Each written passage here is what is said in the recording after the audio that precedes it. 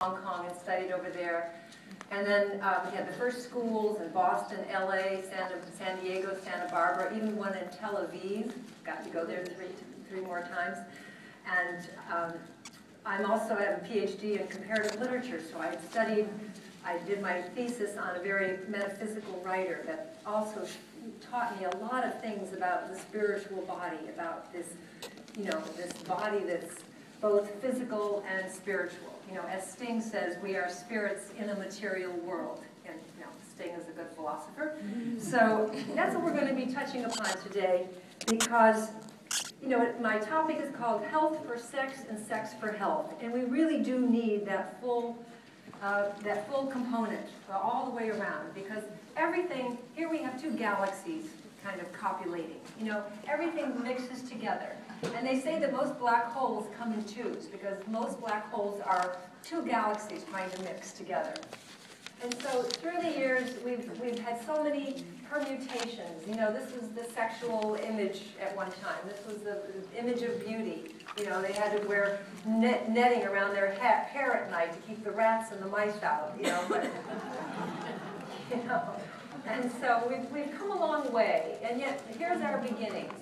All these ancient statues that almost everyone, I've gone to so many museums, and all these ancient statues are always showing women holding their breasts, because this was the fountain of life. This was the milk to keep us all going. And so, but we really have to make love to ourselves. And that's what I want to get across today, is that we can't just have great sex with this one part of our body and expect this to operate forever and do all these magical things for us and keep us in love and keep us happy. We have to show that the whole body is working together. Now, this was the topic of my talk last year when I spoke here. And this is going to be a lot to do with what we're going to be dealing with today. How to spread your brain through your whole body, because every one of your cells is a little brain. Every one of your 20 trillion cells is a microscopic version of you. It's a hologram of you that has a brain and a consciousness and an emotional center, and has 100 receptor sites for these natural opiates that we produce called endorphins. So this is one of the things that I really, really find so important, is something that I developed called cellular meditation, which is a way of blowing our energy through the whole body, not having it all bottled up in our chest where we have all this emotional pressure, and it's all under control, under pressure. So we try to move it out.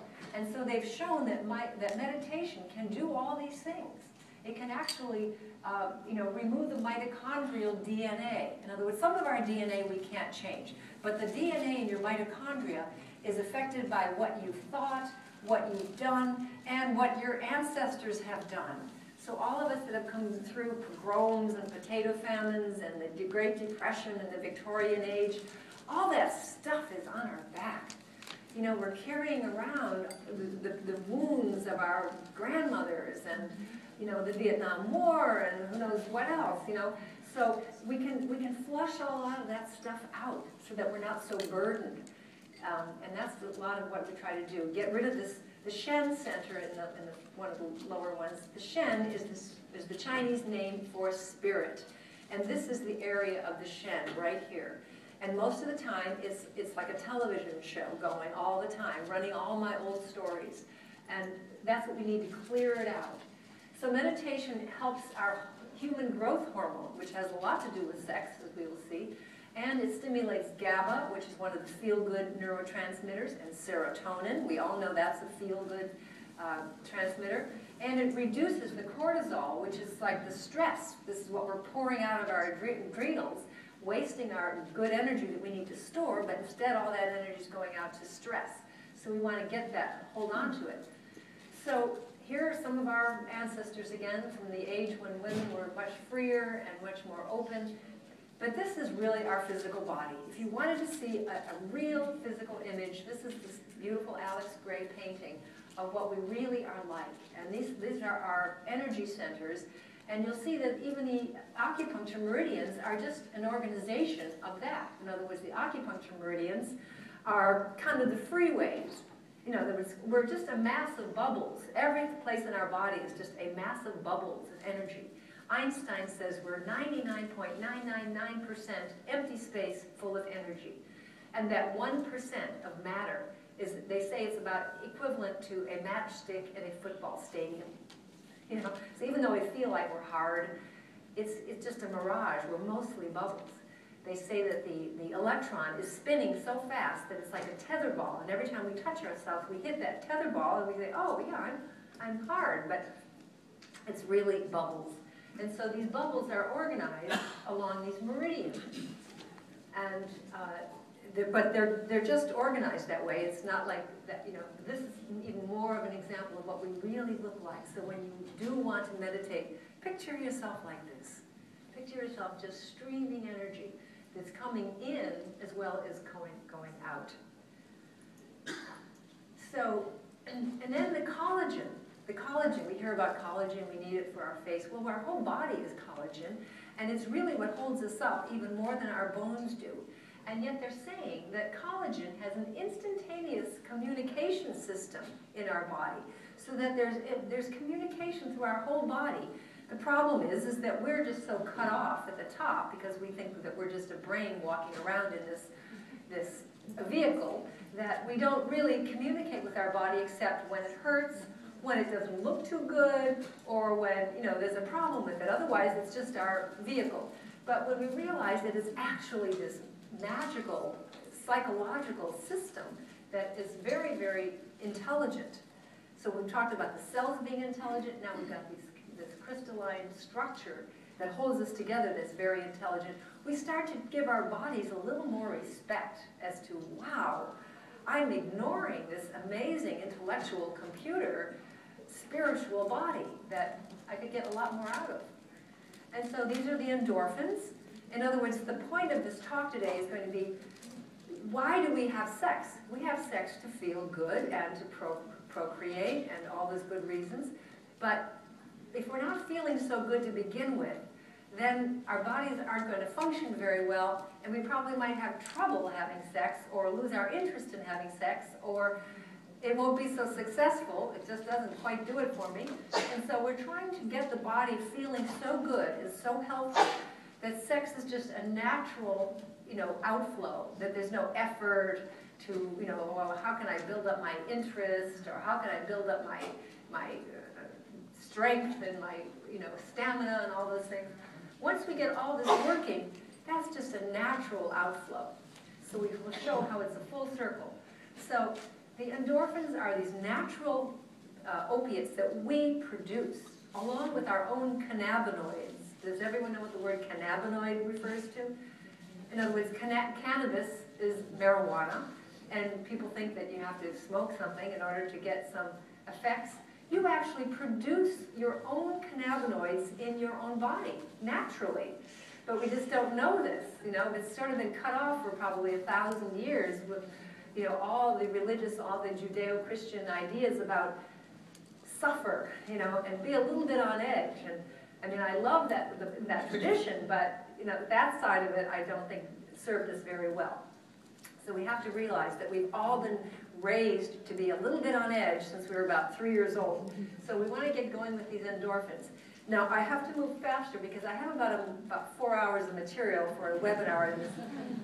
But here are the opiate receptors. And this is, I have several of these charts that show, like, this is the GABA. This is what we produce naturally. And from one cell, comes out of those vesicles up there, it comes out, and then it hits into these receptor sites of the next cell. So these are what make us feel good. And then this is morphine. So then this gets involved, but it takes the place. You know, it helps for a while, and then we could develop a tolerance, and we don't notice it so well. So these are some of the things they're going to. I'm going to be talking about dancing next. You know, in other words, before we're going to have a good, healthy body, a good, sexy body, we have to kind of clear the slate, get rid of any inflammations and infections first of all, and which we're going to be talking about some good products for that. And then stretching the muscles and ligaments. You know, you can't be as stiff. You know, it's very, you know, it's part stiff, but not everything stiff. Okay. Sexuality of dance. If you're going to choose an exercise for sex or for whatever. There's nothing like dance because it's the only one where you're moving lateral, where you get your hips going. And I'd love it if everyone would stand up right now, and let's just see if we can get our pelvis to dangle. Can you, in other words, remember your pelvis is kind of dangling from your spine, and so you kind of use the muscles here so that your fanny just kind of dangles. I think that Ricky Martin did it very well. If you look at that video, he was able to do that. And guys have trouble with that, so it's like, keep that in mind in the future to try to get, in other words, it's not the knees, but the knees are good. The knees can help a lot. But if you can just kind of get just the hips to dangle, that would be a very good thing. Okay. And then realize that, once you just start to discover your sexual body, you discover that it's not just the crotch, it's like the thighs, and there's all kinds of places on your body, the neck. And you start to strengthen your thighs and discover how sensual the nerves are down the thighs. Some cultures have really interesting ideas of dance here. But then, of course, acupuncture is something that really helps the whole body, and every part of the body takes part in procreation. So every organ is important towards the sexual activity because, this is the main, as far as nature, Mother Nature, that's all she cares about is that we procreate. So, the heart is important, the liver plays a major role, the kidneys and the adrenals, everything plays a role in that whole area. And these are some of the points that we use to help relax the body. The relaxation point, the Shen Men, which I told you, Shen means the spirit, so it's the door of the spirit. And here are the 5 elements, which this is what it really is showing, that the heart feeds the stomach feeds the lungs, large intestine, they feed the kidney, bladder, liver, gallbladder. And when I say feed, I mean feed. This is the brilliant, brilliant part of acupuncture that is totally lost in Western medicine. This is so advanced that when you have, let's say overheating in your stomach and you've got heartburn, and then your lungs are kind of weak and your colon is kind of flaccid, and there are points that will pull the excess from the stomach and feed the lungs. So you've taken care of 2 birds with 1 stone. You've eliminated the excess heat that you don't want in the stomach, and you've pulled it down to where it can do good to make your lungs stronger and your intestines stronger. And then sometimes it's the kidney bladder that are weak. So then there are certain points that will help stimulate the bladder. If the colon is too hot and you're constipated, then you suddenly have a way of eliminating the constipation and strengthening the liver, the kidney bladder. And it goes all the way around. It's a brilliant system. And every one of these governs an emotional or psychological state, so that if your lungs are weak, you tend to be a crybaby a little bit, you're melancholy. If your kidney bladder is weak, you're fearful. And this is the one that gets weak for all of us because it's the lower area and it's, heat rises in the body. So all of us are top heavy with too much heat, headaches, tight neck, heartburn, and then we all have problems, cold feet, low back pain, bladder, you have to get up 2 or 3 times a night. So this is the one that gets weakened because the adrenals sit on the kidneys, and the adrenals we waste on stress so that our adrenals get, diminished, and this whole thing gets very, very weak. So a lot of energy goes into building this one up, and of course this governs the whole urogenital system. So this is why this is so important. Now, and then the liver, the emotion for the liver is depression and anger. If you're the type that just feels like putting your fist through the wall, you're probably a little toxic in your liver. And then they all also have other aspects like the windows of the lungs is the nose. The windows of the liver are the eyes. The windows of the kidneys are the ears. So when people start to lose their hearing, which goes along with this weak spot, or they get tinnitus, I really work on the kidneys, and it's amazing. Unless you've had nerve damage to your ears, you can do a lot by working on the kidneys, and the tinnitus goes away. So acupuncture is really good for weight loss. It detoxifies, reduces the cravings and addictions, and helps you know, everything. And then, of course, I really use it for depression and anxiety.